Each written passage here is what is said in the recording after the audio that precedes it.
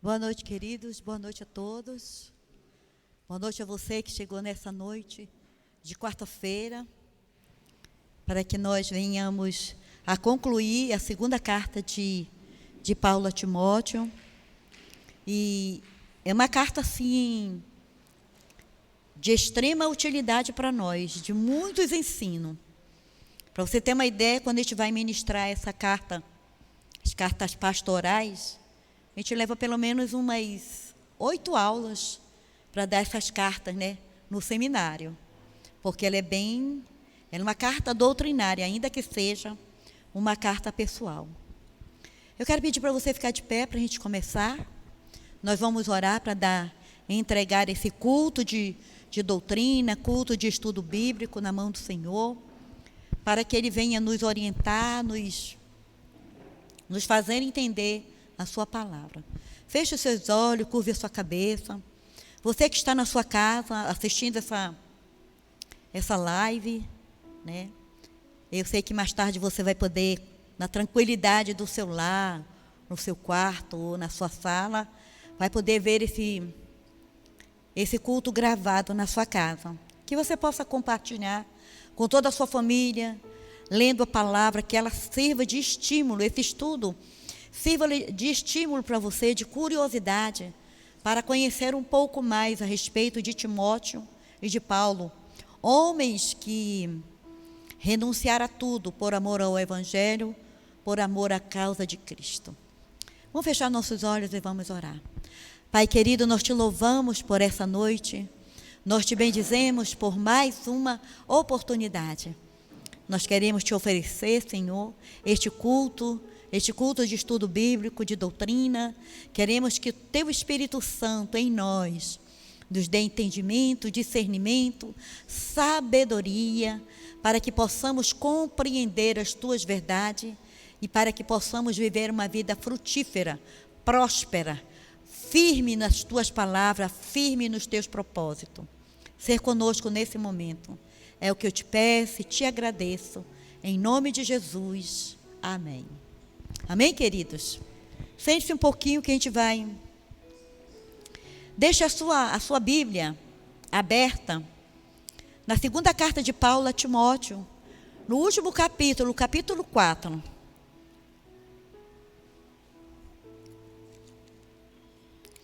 São apenas 22 versículos, mas de grandes ensinamentos e que vem nos ajudar a fortalecer a nossa fé, o ânimo, a perseverarmos, a pregar o Evangelho, a insistir no Evangelho.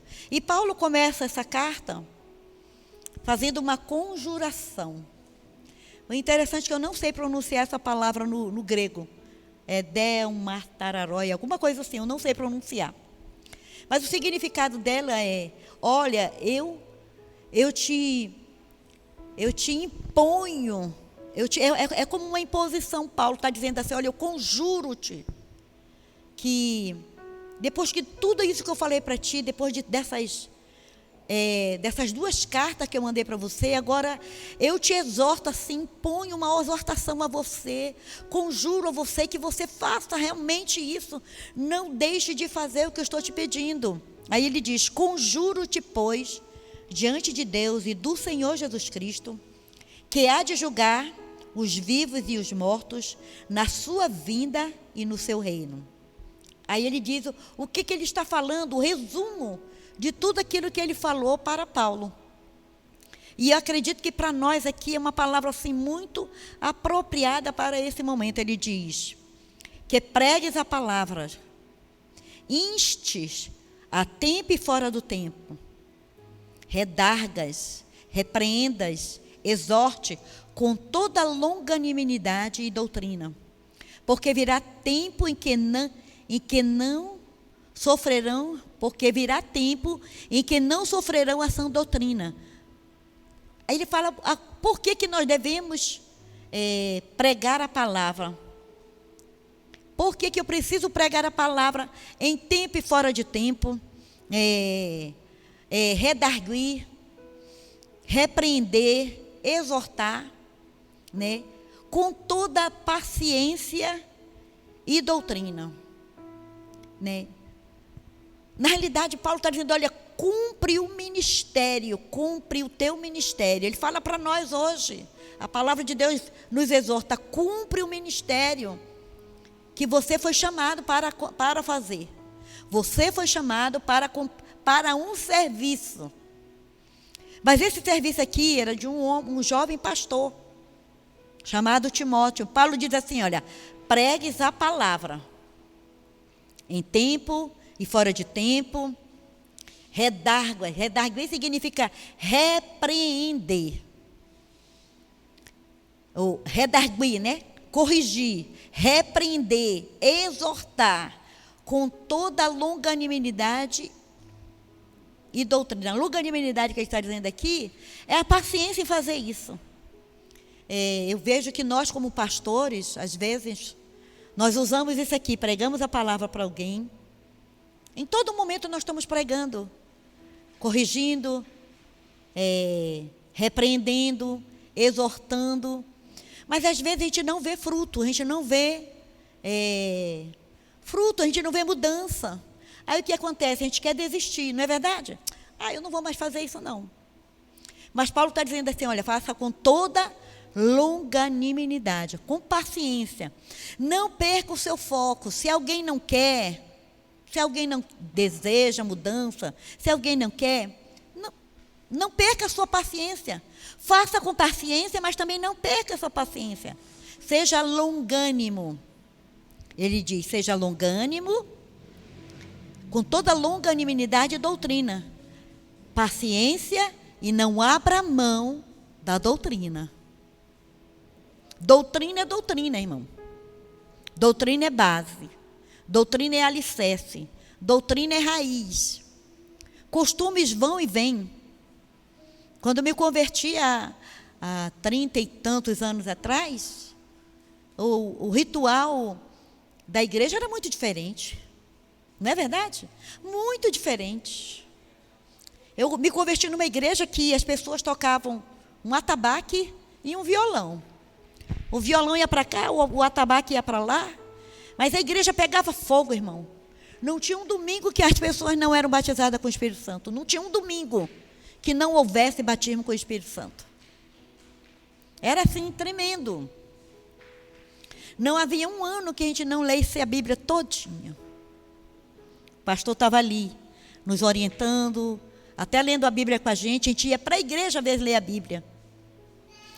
O ritual era bem diferente, né? Bem diferente. Mas o apóstolo Paulo, falando para o seu filho na fé, concluindo a sua carta, ele diz, olha, prega a palavra.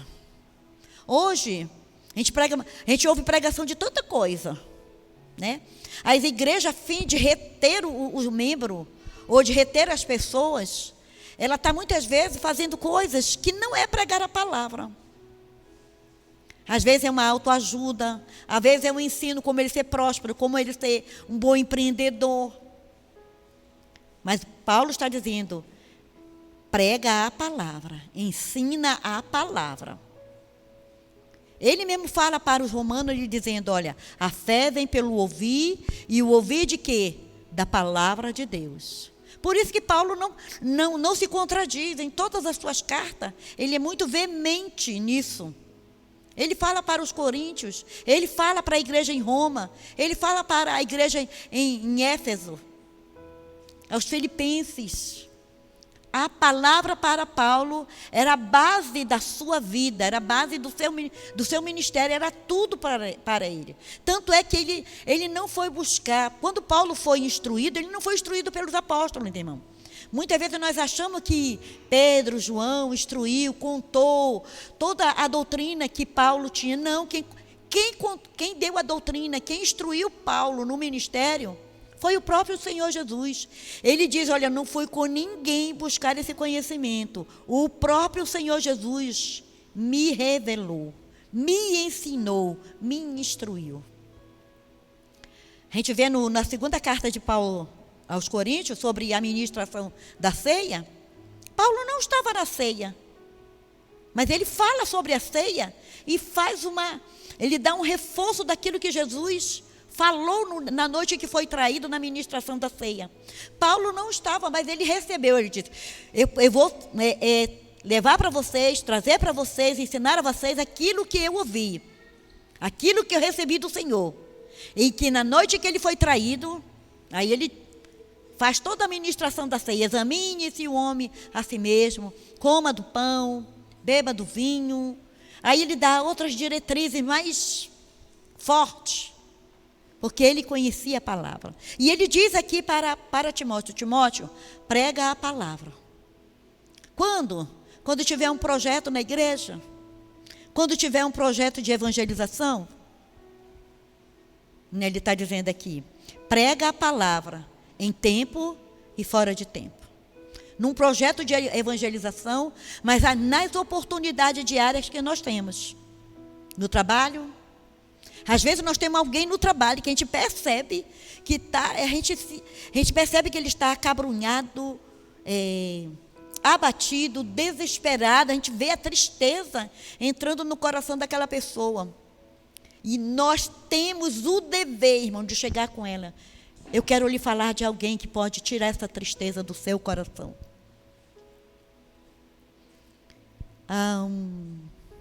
Foi no ano que a Sulamita começou a trabalhar em 2013, não foi isso? 2013. Nós fomos para um shopping. A Sulamita resolveu, o primeiro salário, fazer uma bênção para nós. E nós fomos no shopping, comer alguma coisa, lanchar.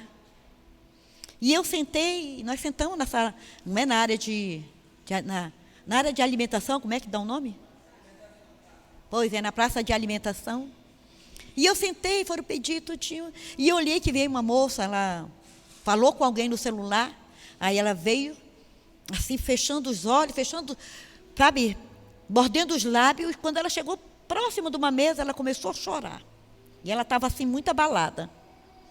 Alguma coisa que tinha acontecido. E eu disse, essa moça está muito desesperada. Aí a minha intenção era ir lá, conversar com ela. Mas eu digo, se eu for, ela pode achar que eu estou me intrometendo no assunto que não devo, né? E eu disse, Senhor, essa moça está assim, o que eu devo fazer? Aí eu pensei, fiquei ali. E aquela moça estava ali, acabrunhada, com a cabeça baixa, chorando muito. Aí eu peguei um guardanapo, escrevi um versículo para ela e falei de Jesus ali. Seu choro pode... Tem um consolador. Tem alguém que pode colher as tuas lágrimas e levar consolo ao teu coração. E falei. Na hora que nós saímos, eu entreguei o guardanapo de papel para ela. Eu nem olhei para trás. Eu nem fui ver a reação dessa moça. Eu não olhei. Não sei o que foi que ela fez. Mas talvez foi... Não sei se foi a tempo, se foi fora de tempo. Mas acho que naquele momento aquela pessoa precisava ouvir uma palavra de consolo. Quantas pessoas, eu já ouvi testemunho de muitas pessoas dizendo assim, puxa, mas meu colega, trabalhando comigo há tantos anos, nunca me falou de Jesus, precisou de alguém de fora, alguém que trabalhava comigo todo dia, 6 horas, 7 horas, 8 horas, e nunca me falou de Jesus. Quando ele se tornou crente, ele disse, eu sou crente. Eu também sou. Mas você é crente e nunca me falou de Jesus trabalhando junto comigo? Eu já ouvi muitos esse testemunho. Prega em tempo e fora de tempo. Quando tem um projeto, se não tem um projeto, na faculdade, no trabalho, na rua, aonde for. Não precisamos estar... No início da minha caminhada com Cristo, a gente só vivia com as bolsas cheias de folheto, né? Carimbo da igreja. A gente passava na igreja, pegava carimbo, a gente só vivia com a bolsa cheia de folheto. Hoje, se você chegar em casa, está todo mundo, nos seus grupos, está todo mundo mandando uma mensagem, né? Mas muito manda uma mensagem impessoal. Ela não vive aquilo que ela está postando. Ela nem sabe que é Jesus. Ela fala de Deus, fala de Jesus, mas não o conhece. E Paulo está dizendo aqui para Timóteo, eu te conjuro, diante de Deus e de nosso Senhor Jesus Cristo, né? Que há de julgar, ele fala de um julgamento, que há de julgar os vivos e os mortos, na vinda e no seu reino. Ele está dizendo, olha, esse Jesus que você vai pregar, ele um dia virá. E ele vai fazer um julgamento aos vivos e aos mortos. Amém? Amém, amados? Nós precisamos estar preparados para esse julgamento, para que nós possamos receber os louros da vitória. O crente em Cristo, o que tem aliança com Ele, que vive debaixo de uma aliança com Cristo, o seu julgamento não será para a salvação, mas será para galardão. Você quer um galardão? Acho que todo mundo quer um galardão, não é verdade? Sabe o que é um galardão? É um prêmio. Galardão é um prêmio, viu, Raquel? É um prêmio. Eu acertei? É um prêmio. Agora eu já sei. Não me engano mais, não. Galardão. Eu quero um galardão, irmão. Você quer um galardão? Ou quer viver no céu uma vida... Eu não gosto muito dessa palavra, que eu acho para mim ela forte, mas eu vou citar assim mesmo. Viver uma vida medíocre. Vem todo mundo ali com os seus galardões, com as suas pedras, com as suas coroas, e você vivendo na média. Nós não fomos chamados para viver na média, nós fomos chamados, convocados, salvos para reinar com Cristo, irmão. Amém, queridos? Nós fomos chamados para reinar com Cristo. E reinar significa que nós teremos cetro, nós teremos autoridade. Nós viveremos como rei, e um rei se distingue de outros dos seus súditos. Mas continuando aqui para a gente não... Por que Paulo fala, exorta, né? Depois, concluindo essa carta, por que ele exorta? Ele diz, olha, porque virá tempo em que não sofrerão a sã doutrina. Ou seja, vai haver um tempo que as pessoas vão abrir mão da sã doutrina. Olha, a primeira parte do versículo 3. Porque virá um tempo em que não sofrerão a sã doutrina. Aí ele diz, mais o quê? Mas, tendo comichão nos ouvidos, amontoarão para si doutores conforme as suas próprias concupiscências. A palavra concupiscência na Bíblia significa desejos carnais. E desviarão os ouvidos da verdade, voltando às fábulas. Hoje nós vemos pastores, líderes dizendo, vamos ajustar a Bíblia, a modernidade. Vamos abrir um pouquinho a porta da graça para que muita gente entre, abrindo mão de valores, abrindo mão de preceitos. Entendeu, irmão? Muitos, como ele diz aqui, têm comichão nos ouvidos, não querem ouvir a verdade, querem uma verdade cheia de enfeite. A verdade sempre será a verdade, irmão. Não importa a percepção que você tenha dela. Não existe várias verdades, só existe uma verdade. Jesus diz, eu sou o caminho, eu sou a verdade, eu sou a vida. Mas o que a gente ouve lá fora, não. Existem muitas verdades. Não existe muitas verdades. Só existe uma verdade. O que existe são as percepções diferenciadas da verdade, mas ela é só uma. É por isso que o apóstolo Paulo também lhe diz que nós precisamos ter um relacionamento com Cristo, com o Evangelho, com a palavra, de tal forma que eu possa alcançar a estatura de um varão perfeito. Essa percepção da verdade, ela é paulatina. Recebemos, às vezes, a revelação da palavra imediata, mas, às vezes, ela é paulatina. E nos leva a ter a estatura de um varão perfeito, conhecendo a verdade plenamente. E isso acontece como resultado de uma caminhada com Cristo. Como resultado de uma caminhada com Cristo. E ele diz assim, mas ele fala para Timóteo, olha, essas pessoas que se desviarão os ouvidos para não ouvir a verdade, elas não querem ouvir a verdade. Elas não querem ouvir a verdade. Não querem ouvir a verdade que Paulo fala para os hebreus, dizendo que você deve se congregar. Não, lá na minha casa é melhor. Para que se congregar? Em casa eu eu louvo a Deus, em casa eu ouço louvores, eu leio a palavra, está muito bem, mas não é isso que a palavra de Deus diz. Ele diz que muitos deixando as suas congregações. Ele diz lá em Hebreus capítulo 10, verso 25. Não deixando de vos congregar como muitos fazem. Porque vai chegar um dia, o dia do Senhor chegará. E eu preciso estar fortalecido no corpo de Cristo. Eu sou membro do corpo de Cristo. Eu faço parte do corpo de Cristo. E um membro não pode dizer, não sou, eu não quero ficar no corpo. A pessoa, se a minha cabeça diz, eu não quero esse corpo aí não, Marlon, você vai? Quero ficar sozinho. Ou o braço. O que significa isso? É um aleijão. É uma deformidade. Não é verdade? O corpo, ele é composto de todos os membros. Nós fazemos parte do corpo de Cristo, que é a igreja, no qual o cabeça é o Senhor Jesus Cristo.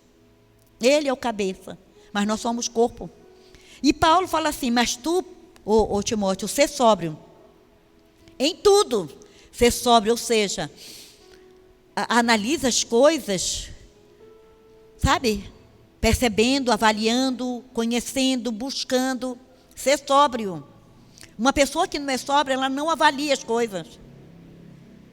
Ela não sabe nem andar direito, porque ela está bêbada. Uma pessoa que não é sóbria, ela é bêbada, né? Mas tu ser sóbrio em tudo. Aí ele fala uma coisa que para nós muitas vezes, para algumas pessoas isso não é evangelho. Ele diz, sofre as aflições, faze a obra de um evangelista, cumpre o teu ministério. Sofre as aflições. Que aflições? Quais são as aflições que Paulo pede para Timóteo sofrer? As perseguições, os açoites, as blasfêmias. Você não é pastora, não. Eu já ouvi isso. Já ouvi até aqui na Redondeza alguém falando assim. Logo no início, quando eu cheguei. Né? Não. Mas aí a gente vai, se sofre. Alguém ter dúvida da sua idoneidade dói muito. Para mim dói. Alguém dizer assim, dói muito. Pode me chamar de feia, mas não duvide da minha honestidade. Eu não gosto. Né? Ele diz, sofre as aflições. Nós não precisamos muito nem ter aflição lá do mundo lá fora. Nós sofremos as aflições quando nós nos esforçamos para ganhar uma pessoa, para discipular alguém. E às vezes, quando a gente pensa que está tudo bem, que você investiu tempo, orou, jejuou, ensinou a palavra, se preparou, mas você vê no final que o fruto não germinou. Isso dói. Dá uma dor no coração. Traz um sofrimento para a gente, traz um sentimento de inutilidade, de incapacidade. Mas, ao mesmo tempo, nós nos lembramos que nós só somos instrumento de Deus para pregar, para falar. Quem dá a vida é o Senhor Jesus. Né? Ele trabalha naquele coração e faz brotar a palavra de Deus. Aí Paulo diz, por quê? Por que ele escreve essa palavra assim tão veemente, né, para Timóteo, né, ser sóbrio? E muitos, só aflições, ele fala diversas vezes na carta, nessas duas cartas. Mas aqui, a partir do versículo 6, ele diz, olha, Timóteo, deixa eu te contar uma coisa. Eu já estou sendo oferecido por aspersão de sacrifício. E o tempo da minha partida está próximo. Ele estava dizendo, resumo desse versículo aqui, eu tenho até uma pregação, aliás, ela está em esboço. O tema para essa pregação, versículo 6, estou pronto. Porque eu já estou sendo oferecido por aspersão. Algumas Bíblias diz por libação. Tem alguém libação aí? Libação é o quê? Era um oferecimento que alguém ia para o templo e oferecia até um vinho, né? O fruto da videira, o vinho, em oferta ao Senhor, para ser usado na casa do Senhor. E o que era o resultado de um vinho? O vinho era um resultado de uma uva o quê? Amassada, pisada, né? Mas que trouxe o quê? Um excelente vinho. O vinho mais excelente era entregue na casa de Deus para o serviço do templo. Paulo estava dizendo, olha, eu fui amassado, pisado, mas agora eu sou um bom vinho, um vinho precioso. E eu estou sendo, esse vinho que sou eu estou sendo oferecido por aspersão de sacrifício. E o tempo da minha partida está próximo. Paulo está dizendo, eu estou pronto. Aí ele continuando aqui, ele diz mais algumas coisas que ele diz. Ele fala das suas experiências. Resumindo as suas experiências, ele diz, eu combati o bom combate. E eu gosto sempre de frisar isso. Paulo não diz que ele combateu uma obra, ai meu Deus, enfadonha, cansativa, e não sei mais o que ele fala. Eu combati o bom combate. E olha que Paulo tinha toda a razão de dizer que não era um bom combate. Se a gente for ver as perseguições, os sofrimentos, os naufrágios, tudo que ele sofreu, ele poderia dizer assim, não foi um bom combate, mas eu sobrevivi. Nós às vezes dizemos, né, sobrevivi, né? Mas Paulo está dizendo, eu combati o bom combate, eu acabei a carreira, eu não deixei pendência nenhuma, não deixei nada que eu deveria fazer por fazer. Tudo que eu precisava fazer, eu fiz. Eu acabei a carreira, mas eu, diante de tudo isso, diante desse bom combate, da conclusão das tarefas, eu guardei a minha fé, no meu depósito. Aí ele diz, desde agora, olha, agora nesse momento, olha o galardão de Paulo, que Paulo tem certeza que ele vai ter. Desde agora, a coroa da justiça me está guardada, a qual o Senhor, justo juiz, me dará naquele dia. Aí ele diz, mas não é somente para mim não. E não somente a mim, mas também a todos os que amarem a sua vinda. Quem ama a vinda de Jesus, trabalha para que ela se concretize na sua vida. Quem ama a vinda de Jesus, trabalha para que seja uma realidade na vida das outras pessoas. Para que a vinda do Senhor Jesus Cristo seja um fato desejado. Tem gente, irmão, você sabia que tem gente no nosso meio que não quer a vinda de Jesus? Porque tem muitos planos aqui nesse mundo. Tem muitos sonhos para realizar nesse mundo. E não querem a vinda de Jesus. Jesus, espera um pouquinho, ainda tem alguma coisa para fazer. Eu ainda quero me alegrar em algumas coisas. Eu tenho sonhos, eu tenho pós, eu tenho casamento, eu tenho viagem, eu tenho isso. E eu fico assim, meu Deus. Não amam, aqui olha, Paulo fala, mas também a todos os que amarem a sua vinda.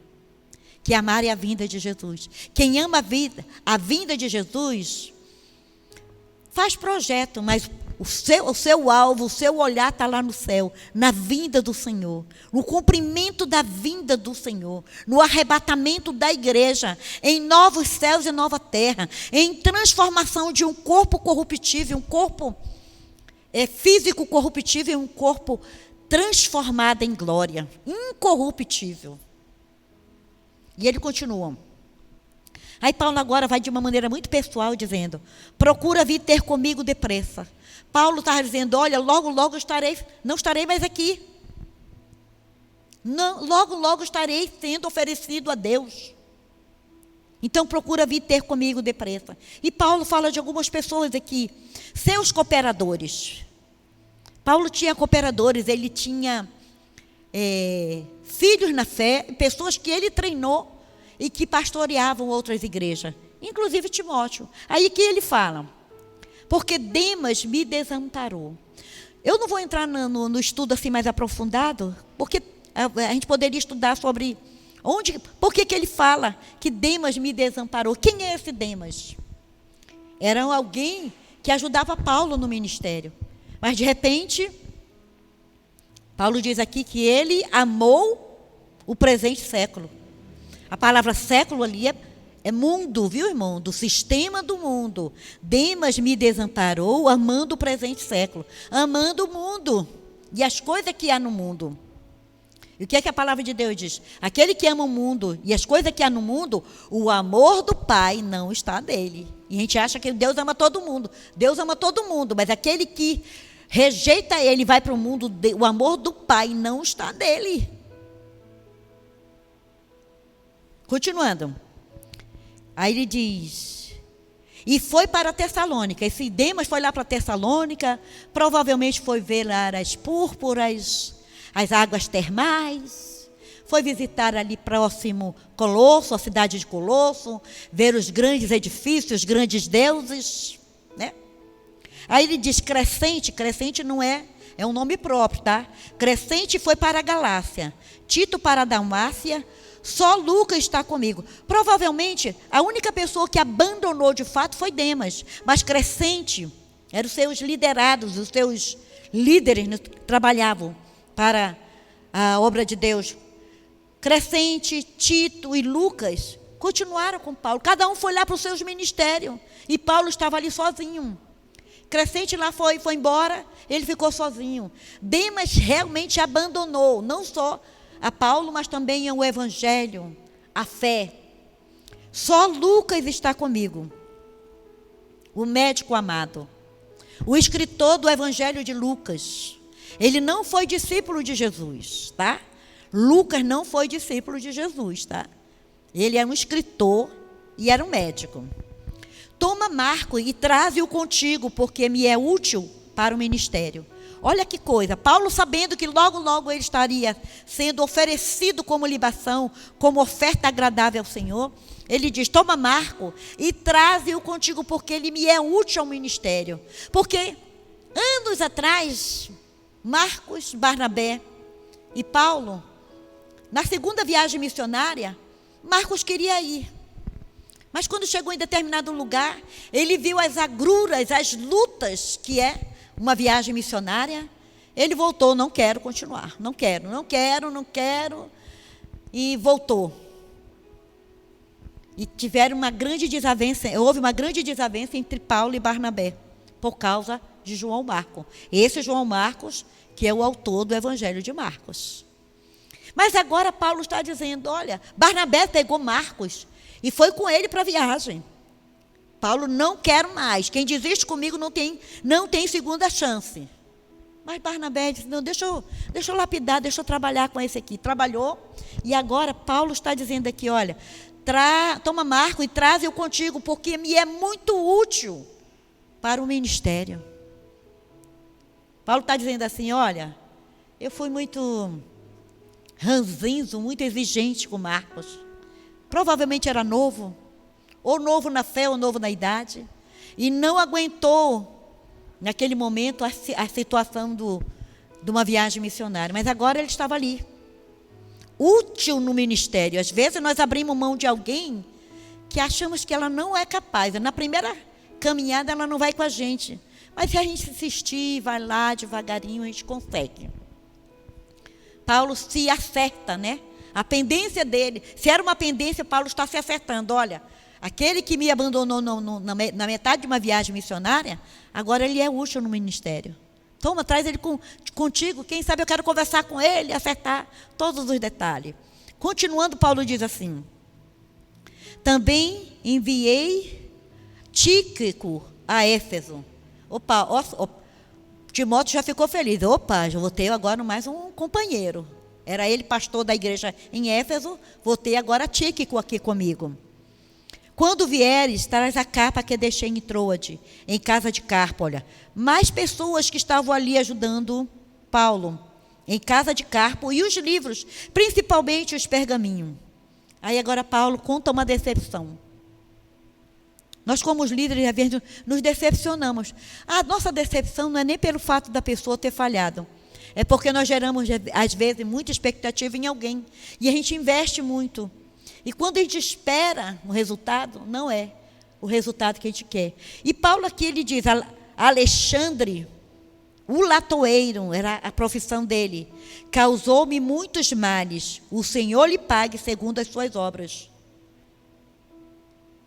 Paulo está dizendo assim, Paulo, ele pede por justiça.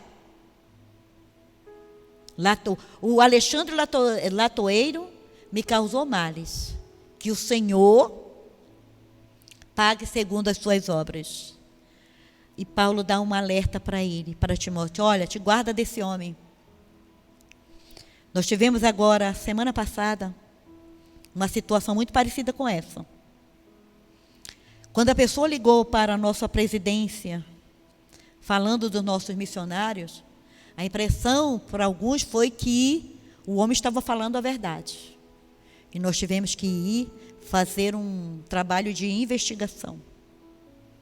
E nós descobrimos que essa pessoa que fez uma denúncia contra os nossos missionários de uma certa cidade,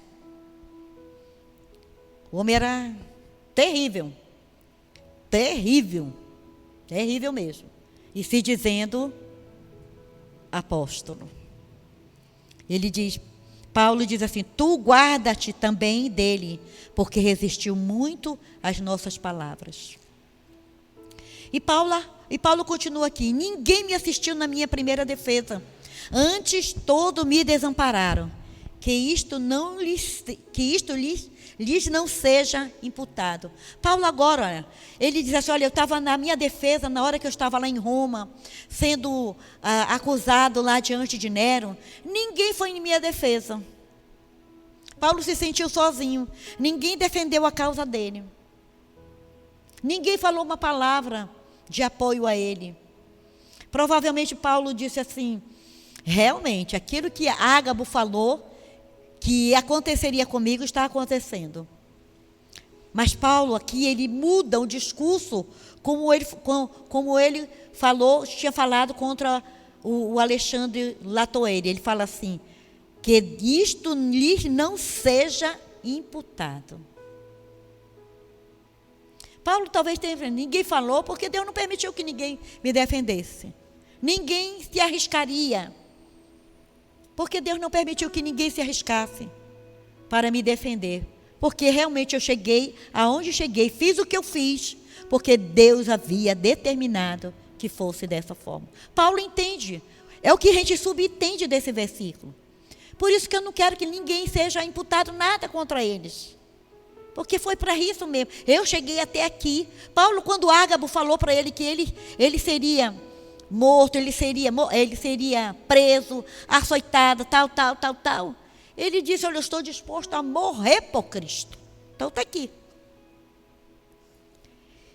Aí ele diz, mas o Senhor assistiu-me, fortaleceu-me para que por mim fosse cumprida, aí ele diz, a pregação e todos os gentios a ouvissem. E fiquei livre da boca do leão. É bem provável que nesse período Paulo tenha passado 2 anos pagando o aluguel, pregando o evangelho, com um soldado que ficava à porta dele, e ele ia pregar, ia para a sinagoga, pregava, voltava ali, né, sendo... Hoje como é que diz? Quando alguém... condicional, né? Prisão condicional, né? É isso que Paulo fez, que aconteceu com Paulo, né? E o Senhor o livrou, e ele teve oportunidade, na grande metrópole dali, pregar o evangelho para aquelas pessoas. Mesmo ele não tendo a defesa dos irmãos, ele diz aqui, foi salvo da boca do leão. Agora Paulo entende que ele não está sendo oferecido, está sendo morto, que ele foi decapitado, não está sendo morto simplesmente pela vontade de Nero. Ele estava sendo oferecido como libação. A vida dele estava sendo oferecida a Deus como um sacrifício vivo e agradável. Paulo entende isso, que ele não foi Nero que o matou, não foi Nero que o degolou, mas Deus determinou, fechou o momento e recebeu a vida de Paulo como um sacrifício vivo e agradável. Pode falar, irmã. Sim?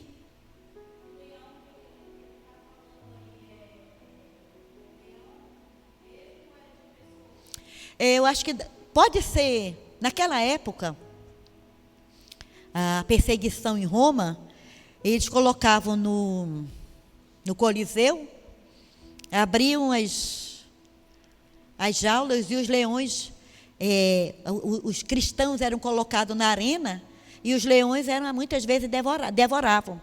Pode ser uma metáfora também, entendeu? Pode ser uma metáfora, né? A boca do leão, ou seja, tragado.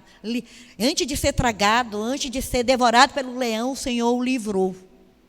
Ou pode ser, de fato, ele esteve lá naquela arena e acabou não acontecendo nada, ou é só uma metáfora de uma situação que ele passou. Entendeu? Entendeu, amados? Continuando. E o Senhor me livrará de toda má obra e guardar-me-á para o seu reino celestial, a quem seja glória para todo sempre. Amém. Paulo tem certeza de quem é Deus, irmão. Eu acho muito importante que a gente pense dessa forma. Acho muito importante que a gente cresça nesse conhecimento, nesse entendimento de quem é Deus para você, o que Ele é para você e de quem é você para Deus. Ele diz assim: o Senhor me livrará de toda obra má e guardar-me-á para o seu reino celestial. O Senhor me livrará de todo mal, irmão. Quantas situações que você tem passado como servo de Deus, o Senhor tem guardado você. Quantas situações. E o Senhor tem reservado você, preparado você, protegido você, porque você pertence ao reino de Deus.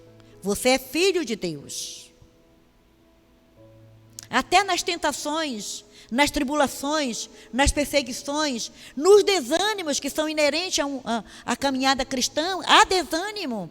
Mas o Senhor te livra desse desânimo. Não deixe que você naufrague na fé, porque você pertence ao reino celestial. Aí ele faz aqui ele termina fazendo uma saudação, né?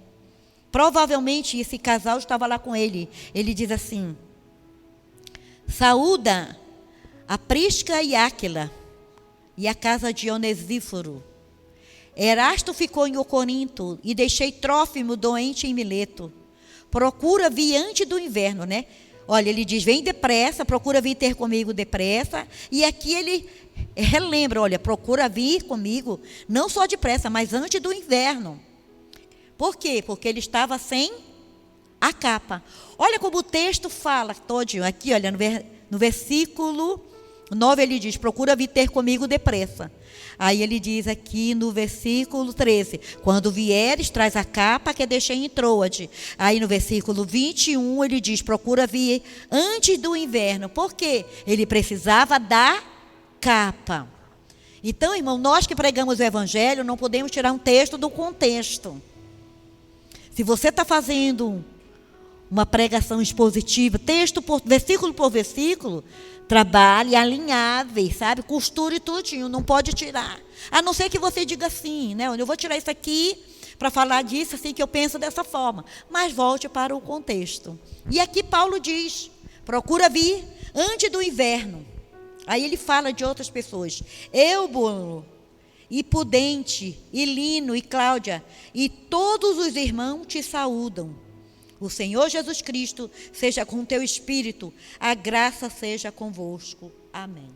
Uma carta linda, amorosa. Mas, irmãos, nós não falamos 1% do que essa carta traz de ensinamento para nós. Nós poderíamos ir lá para Atos, no capítulo 17, ver algumas coisas. Nós poderíamos ir lá para Coríntios, confirmar algumas coisas, fazer algumas correlações. Mas isso a gente vai deixar para o seminário, que logo, logo estará de volta. O seminário, nós vamos ter o seminário online, mas primeiro a escola de líderes, depois o seminário. Quem quiser ir para o seminário agora, precisa passar pela escola de líderes. Vai ser mais fácil, sabe? Bem mais fácil a caminhada. Amém? Então, Paulo aqui, ele escreve essa carta para o seu filho na fé, chamado Timóteo. Alguém que foi ensinado pela sua avó, ensinado pela sua mãe, ao caminho do evangelho, mas que Paulo tomou para si e o discipulou e o treinou para ser um pastor. E ele era um jovem. E Paulo o ama muito. Escreve para ele 2 cartas. 2 cartas. E nela ele faz ali, Ele pede, inclusive, para que Timóteo sofra as aflições, não se envergonhe de Paulo. Paulo diz: Timóteo, não te envergonhe das minhas algemas, não te envergonhe das minhas dores, não te envergonhe das minhas aflições. Irmão, quando eu já tive essa oportunidade, quando um pastor cai, comete um deslize, é muito comum nas igrejas, muita gente sair, né? Não acredito mais, ou ficou decepcionado, ficou envergonhado e tal. É lógico que tem alguns casos que é meio complicado, né? Mas, de uma maneira geral, nós abandonamos aquele pastor. Abandonamos aquele pastor. E a gente poderia ajudar aquele pastor. Porque o pastor, irmão, ele não é diferente. Sabe qual é a diferença minha para vocês? É que eu estou numa posição de liderança. Deus me colocou como líder nessa igreja. Me chamou para liderar essa igreja. Mas nós sofremos as mesmas tentações. E eu acredito realmente que Deus tem o pastor ele tem uma visão diferenciada, ele tem uma revelação de forma muito mais diferenciada, entendeu? Mas as tentações que nós sofremos, que todo pastor sofre, os irmãos sofrem. E, às vezes, por falta de um apoio, ele abre mão do ministério e fica desanimado, entristecido e não volta mais. Quantos não voltaram mais que poderiam ter sido recuperados se fossem apoiados, né? Às vezes a ovelha ela quer um apoio nosso quando ela se desvia ou está fraca na fé. Mas e o pastor? Quando o pastor está fraco na fé, você já viu o pastor fraco na fé? O pastor também enfraquece na fé às vezes. Fica desanimado, cansado fisicamente, né? Aí ele vai procurar outro pastor. E às vezes o pastor está todos os dois do mesmo jeito, né? E é difícil realmente para a ovelha. Eu não digo que é impossível, é difícil para uma ovelha cuidar de pastores, porque não é o correto, né? O correto é pastor cuidar de ovelha. Eu tenho um vídeo que eu vou mandar para vocês, é muito engraçado, sobre como é difícil de cuidar de ovelhas. Mas vocês vão rir, é só para vocês rirem. Então, Paulo aqui está cuidando de um pastor, um jovem pastor, que em algum momento ele ficou com vergonha do seu instrutor. Em algum momento ele não queria sofrer as aflições de Paulo. Mas Paulo exorta ele: olha, sofre comigo as minhas aflições, não te envergonhe de mim, né? Não te envergonhe de mim. Olha, não confia só na tua mocidade, e nem deixe que ninguém te desonre por causa da tua juventude. Ser o modelo dos fiéis, ser exemplo. É uma carta linda, as duas cartas, eu amo essas cartas. E logo em seguida tem a carta de Tito, que é tão maravilhosa quanto essa. E ela é bem curtinha, essa carta aqui. Bem curtinha. 3 capítulos só. Tá bom, amados? Alguém quer falar alguma coisa? Quer, irmã Silvia? Alguém?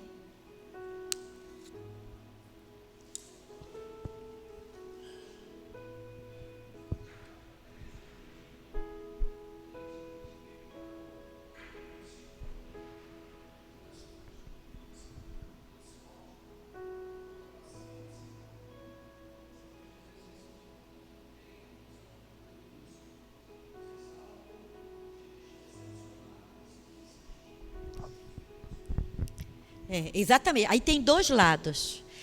Tem a paciência, você não deve perder a paciência em disciplinar, exortar, repreender. Só que nós temos hoje, essa situação é assim, pessoas que estão no Evangelho, mas que hoje a premissa de tudo é o amor, não é? Não, as pessoas não amam. Não, as pessoas cobram muito, não tem amor. Mas o amor, ele é recheado de disciplina, de compromisso. Se o apóstolo Paulo, porque é por isso que eu disse que eu não quis me aprofundar tanto, porque leva tempo. E se a gente, um estudo chama outro, então a gente iria para mais longe ainda. Na realidade, só esse capítulo a gente poderia dar umas 3 quarta-feiras. Só esse capítulo aqui, 4. Mas o que acontece hoje, Paulo diz, em uma de suas cartas, ele diz assim: se o irmão, que se diz irmão, não anda conforme os padrões da palavra, não ande com ele. Mas o que nós pensamos hoje? Não, a gente quer que todo mundo esteja com a gente, mesmo ele dando mau testemunho, mesmo ele rejeitando o evangelho, mesmo ele rejeitando a disciplina, mesmo ele rejeitando a exortação. Nós queremos que ter. Por quê? Porque nós pensamos que o amamos, quando na realidade nós não estamos amando a ele. Porque nós estamos dando a ele oportunidade para ele falar mal do evangelho e dar mau testemunho do evangelho. Por isso que Paulo diz assim, olha, tenha paciência no exortar, no repreender, no corrigir. Mas ele fala de uma palavra lá no finalzinho: paciência e doutrina. Eu não posso só ter a paciência e abrir mão da doutrina. Quantas pessoas elas querem o amor de Jesus, mas elas não querem um compromisso com Jesus. Elas querem o amor de Jesus. Elas querem até falar do amor de Jesus, mas elas não querem aquele compromisso de servir a Jesus, de abrir mão dos seus pecadinhos lá oculto, sabe? Aqueles pecadinhos de estimação. Não, Deus me ama, do jeito que eu sou, não preciso fazer nada. E tem gente que chega ao cúmulo de dizer, eu não me arrependo de nada. Se não há arrependimento, não há remissão de pecado, não é isso que diz a palavra? Só há remissão de pecado, só há perdão de pecado quando há arrependimento. Tem gente que não quer arrependimento, ela quer o amor, mas não quer se arrepender dos seus pecados. Não abre mão das suas vontades, dos seus desejos, do seu conforto, dos seus pensamentos, das suas verdades, mas cobra o amor de Deus. Não, você tem que me amar. Deus é amor.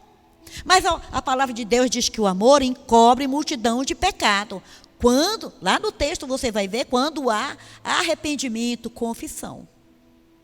Então é por isso que a gente tem que ter muito cuidado. Se Paulo, isso não é lei, ele está falando de graça. Graça sobre graça. Mas ele fala, se o irmão, que diz ser irmão, mas não anda de conformidade com a palavra, nem se ajunte com ele, não ande junto com ele. Isso é graça. A gente poderia dizer, isso não é lei? Não, é graça. Na época no período da graça, e não tem ninguém na Bíblia que tanto falou de graça, nem mesmo o Senhor Jesus Cristo. Jesus Cristo não falou, mas ele demonstrou. Quanto Paulo. Paulo, ele entendeu de graça de forma assim tremenda. Tremenda. Jesus mostrou a graça de forma excepcional, sobrenatural. Mas ele falava para os judeus, hipócritas, sepulcros caiados. Jesus era cheio de graça. Mas não deixou de colocar o dedo e dizer, sepulcros caiados, raça de víboras, como o João Batista falou. Jesus chamava os fariseus de hipócritas. Era graça. Não era lei. Era a graça do Senhor confrontando o pecado. O pecado precisa ser confrontado. Deixa eu só contar uma história para vocês assim, sem dar muitos detalhes. Há alguns anos, aconteceu uma situação de uma pessoa me procurar aqui da igreja e falar, eu fiz isso, isso, isso. E uma semana antes eu tinha falado sobre justamente que ela evitasse isso, tal, tal, tal. Quando ela veio falar, ela era uma pessoa líder, ela veio falar, eu disse, eu nem consultei a Deus, irmão. Assim, na hora que ela falou, eu disse, vamos fazer o seguinte, você não conta para ninguém, eu não conto para ninguém, e eu vou tentar te ajudar. Irmão, virou uma bola de neve. Terrível. Primeiro, eu não consultei a Deus. Segundo, eu fiz aliança com o pecado. Pecado vai ser sempre pecado, irmão. Ainda que não seja, alguém não pega o microfone dizendo, eu adulterei, ou eu roubei, eu fofoquei. Normalmente os pecados mais comentados e mais horrorizados por nós é o adultério, a fornicação. Mas a gente não fala da fofoca, que destrói uma igreja, né? Não fala da maledicência, que é pecado também. Do avarento, que é um idólatra, né? Ele adora o dinheiro. E resultado, irmão, passado um tempo o negócio foi ficando pior. Que em vez de resolver, foi ficando pior. Foi passando, e Deus falou assim, falou comigo bem claro. Por que você não conversou comigo? Porque você fez aliança com o pecado. Pecado é pecado. Aí eu tive que recomeçar, um negócio que já estava todo, parecia um novelo de lã. Sabe aquele novelo de lã que o gato pega, vai brincando? Aí fica aí, você não sabe onde que está a ponta? Era assim que estava. Eu tive que procurar essa ponta. E eu não recuperei essa pessoa. Eu tive que pedir perdão de Deus. Deus falou comigo que estava triste porque eu tinha feito uma aliança com o pecado e não tinha consultado a Ele. E eu tive que ir com aquela pessoa, já tinha acho que mais ou menos quase 2 anos. Fui lá com ela, eu tive que resolver essa situação, que se tornou uma bola de neve terrível, e fogo aqui, fogo acolá, fogo mais adiante, e eu tive que falar para ela, pedir perdão para ela. Eu tive que ir lá, irmão. Chegar com ela, conversei com a família e disse, eu pequei, eu errei. Eu não busquei a orientação de Deus. E outra, eu fiz uma aliança errada, uma aliança espúria com o pecado. E foi dolorido. Disciplina da ovelha é uma coisa, disciplina de pastor é muito mais difícil, irmão. Dói. Foi difícil. Muito difícil. Foi muito dolorido para mim, muito dolorido. Muito. Muito tempo. Passou mais ou menos uns 4 anos. Até eu me sentir, sabe? Mas eu aprendi uma lição. Quando alguém chegar, está assim, assim, assim. Vamos lá conversar com Deus. Mas quando é questão do pecado, não tem nem conversar com Deus. Vamos lá acertar. Vamos confessar isso aí, vamos acertar. Vamos resolver. Eu não trago aqui porque não acredito. Na minha concepção, não vejo trazer aqui. Agora, se um pecado é público, se eu fui lá na rua e fiz, todo mundo sabe, tem que vir aqui, irmão. Tem que vir aqui e dizer, eu pequei, fiz isso, isso, isso. A aliança com o pecado, pastor não pode fazer, ele tem que cuidar. Ele tem que ser o intercessor. A palavra de Deus diz o quê? Que Deus não ouve a pecadores. Não é isso que a palavra de Deus diz? Aquela pessoa, Deus não vai ouvir. Ela está em pecado. E o pecado dela ainda foi apoiado por mim, pelo pastor. Deus não vai ouvir a oração dela. Quem deveria estar orando por ela, intercedendo por ela? Eu. E o que foi que eu fiz? Me aliancei a ela. Encobri.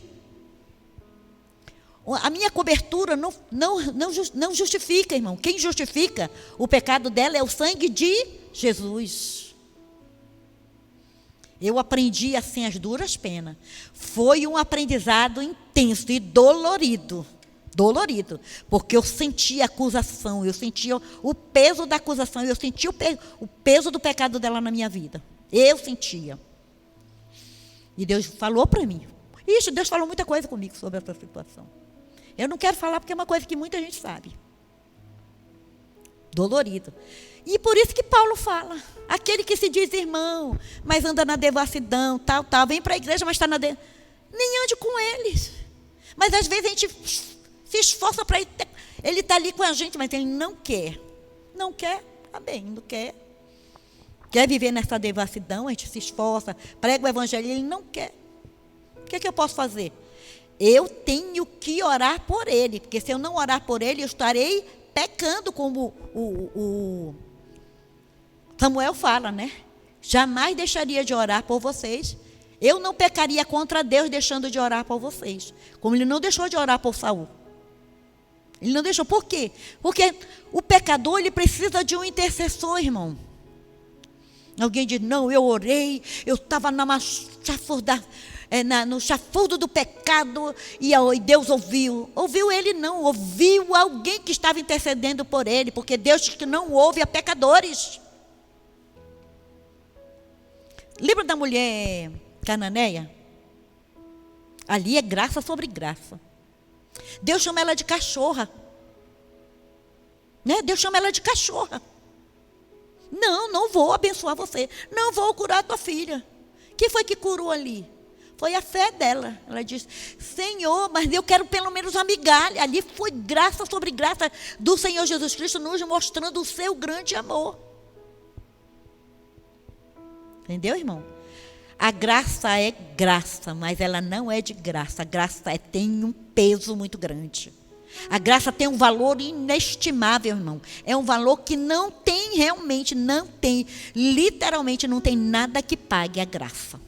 E ela é muito comprometedora. A lei, ela é ótima. Ela só nos leva até o pecado. Pecou tudinho, cumpriu a lei, tudo bem, mas não estou salvo. Eu pago só a lei. Eu pago só o delito. Mas a graça não. A graça me livra do delito e me tira o peso da culpa. Só a graça do Senhor Jesus Cristo me faz isso. Além de apagar o meu delito, aquilo que eu quebrei na lei, Ele me tira o peso da culpa. Ele diz, está acabado. Você não precisa mais ficar sentindo, eu sou isso, eu sou isso. Não, acabou o peso da culpa. Essa é a maior dificuldade do cristão hoje entender, é que ele é perdoado, mas também ele é livre do peso da culpa. Muita gente é perdoado, mas está lá com o peso da culpa, carregando até hoje esse fardo tremendo, terrível, que Jesus já levou na cruz do Calvário. Tanto o delito, quanto o peso da culpa. Amado, nós já estamos entrando em escatologia, em soteriologia. Vamos ficar de pé para a gente orar, amados?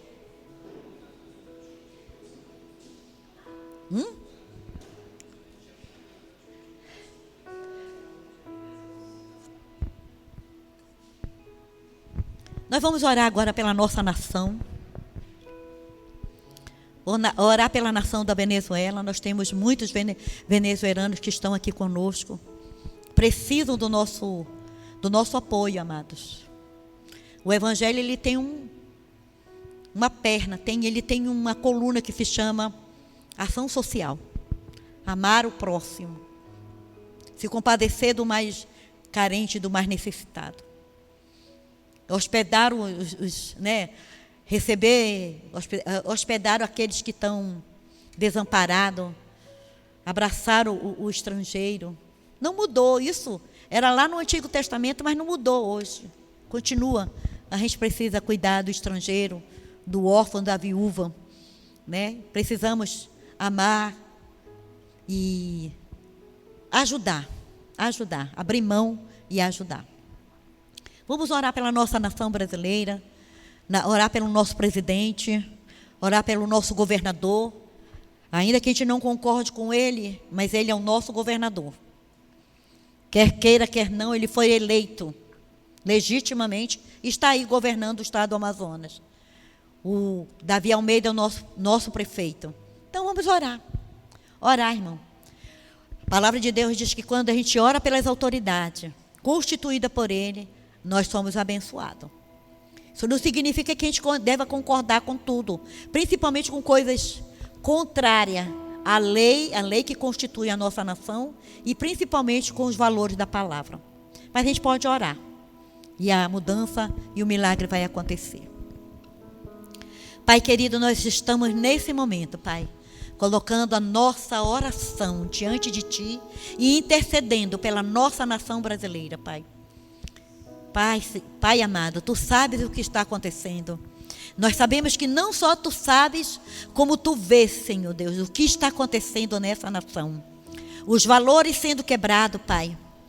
As instituições que deveriam preservar, Senhor Deus, as leis, elas mesmas estão quebrando. Elas mesmas, Senhor Deus, não estão obedecendo, estão se usurpando de um direito que não são delas, Pai. E por isso há uma guerra de poderes, Pai querido. E nós pedimos agora que a Tua graça e a Tua misericórdia seja sobre a nossa nação, quebrando, Senhor Deus, toda essa corrupção maligna, toda essa sede de poder, toda essa agenda maligna contra a nossa nação, contra os menos favorecidos, contra a Tua igreja também, Pai querido. Nós pedimos que a Tua intervenção se manifeste, Senhor, quebrando, Senhor Deus, toda ação maligna, toda agenda do inimigo contra a nação brasileira, escravizando a nação brasileira, tolhindo os direitos de cada brasileiro, que seja agora, Pai querido, restaurado, restituído, Pai querido. Toma a vida do nosso presidente, Jair Messias Bolsonaro, a sua esposa Michele e todos os ministros que estão alinhados com ele, Pai querido, em prol do bem de cada patriota, de cada brasileiro, principalmente daqueles que estão, Senhor Deus, passando por necessidade, aqueles que perderam seus empregos, aqueles que estão sendo tolhidos na sua liberdade de ir e vir. Pai querido, toma a vida do presidente, toma a vida, Senhor Deus, de cada ministro, de cada deputado, de cada senador, aqueles que estão alinhados com as coisas certas, corretas e justas para essa nação. Pai, ó Deus, nós precisamos da tua intervenção. Nós precisamos do teu agir sobre a nação brasileira. Vem com a tua graça sobre nós. Vem com o teu poder, Pai querido. E todo principado e toda potestade contra a nação brasileira seja quebrado o seu agir agora em nome de Jesus. Nós oramos também, Pai querido, pela nação da Venezuela, Pai, oprimida por uma ditadura insana, de opressão, de destruição e de morte. Vai, Senhor Deus, naquele país. Vai naquele país ali, Pai querido, e destrona todo o principado de sede de poder, de corrupção, de engano. E vai ali, Senhor Deus, abençoando a tua igreja. Eu sei que existe um remanescente ali naquele país, que ora, que jejua, que busca a tua face, Pai querido. Vai ali naquela nação, Pai querido, quebrando a hegemonia do diabo, Pai, e de todos os seus demônios que tem escravizado aquele povo, Pai. E vai levando liberdade, vai levando, Senhor Deus, refrigério, vai levando paz para aquele povo. Eu te peço, Senhor Deus, pelos venezuelanos que estão aqui na IDPB Parque 10, que estão na cidade de Manaus, que estão aqui no nosso país. Eu peço por cada um deles, Pai. Aqueles que já te conhecem, Pai, que eles não naufraguem na fé. Mas aqueles que ainda não te conhecem, Pai, que eles venham te conhecer como Senhor e Salvador, que eles venham se render a Ti, que eles venham, Senhor Deus, ser salvo, ser liberto. Ajuda eles nessa nação e que nós brasileiros possamos amar, Senhor Deus, cada um deles e ajudá-los. Eu te peço, Senhor Deus, por essa pandemia que se tornou um instrumento político para o Senhor, para oprimir as nações, para oprimir o povo, Pai. Eu te peço, Senhor Deus, que essa pandemia seja quebrada, a ação dela, Pai querido. E toda ação política, que ela seja gerenciada, que ela seja cuidada como um problema de saúde e não um problema político. Ajuda a nossa nação, Pai querido. Ajuda as outras nações que estão sendo, Senhor Deus, manobrada por uma agenda maligna, Pai querido. Uma agenda maligna, ó Deus, de escravização do povo. Ó Deus, em nome de Jesus. Vem, Senhor Deus, neutralizando esse vírus em todas as capitais, em todas as cidades. Em nome de Jesus, em todo o país, Pai querido. Que esse vírus seja quebrado, Pai. Todas as mutações dele sejam quebradas agora em nome de Jesus. E vem com o teu refrigério. Vem com cura, Pai querido. Vem com a cura, Pai querido. Que se manifeste a cura mais e mais, Senhor Deus. E que ela seja notória. Que aquelas bocas, Senhor Deus, aquelas mídias que só tem podridão para arrotar, só tem notícia triste para falar, só tem morte, destruição. Pai querido, fecha a boca do inimigo, Pai, e traz refrigério, notícias boas. O teu povo, a tua igreja, a nação precisa de notícias boas. E nós precisamos de Ti, ó Pai. Precisamos da Tua intervenção, ó Deus. Abençoa a cidade de Manaus, o estado do Amazonas. Abençoa aqui o Xangri-Lá, Pai. Abençoa a Tua igreja, os membros dessa igreja, Pai. E todas as tuas igrejas, Pai, toda igreja no mundo, onde tiver ali, Pai, um missionário, um obreiro, um servo teu, uma ovelha tua, Pai, que tu esteja ali, suprindo a necessidade, ouvindo a oração e providenciando aquilo que eles precisam, Pai. Nos abençoa, Pai, nesse resto de semana. Nos dá uns dias, Senhor Deus, os dias dessa semana de prosperidade, de perseverança, de determinação. E que Tu, Senhor Deus, seja glorificado. Nos ajuda, Pai querido, ainda que seja com uma fé cambaleante, mas nos ajuda, não nos deixe esmorecer, mas que possamos crescer na graça e no conhecimento da Tua palavra. Nos leva agora para os nossos lares, debaixo da Tua proteção, debaixo do Teu cuidado, Pai. É o que te pedimos nessa noite, em nome de Jesus. Amém. Amém, amados? Glória a Deus e aleluia. Que a graça do Senhor, que a consolação do Espírito Santo e o amor de Deus seja sobre a sua vida, a sua casa e a sua família. Estamos despedidos, amados.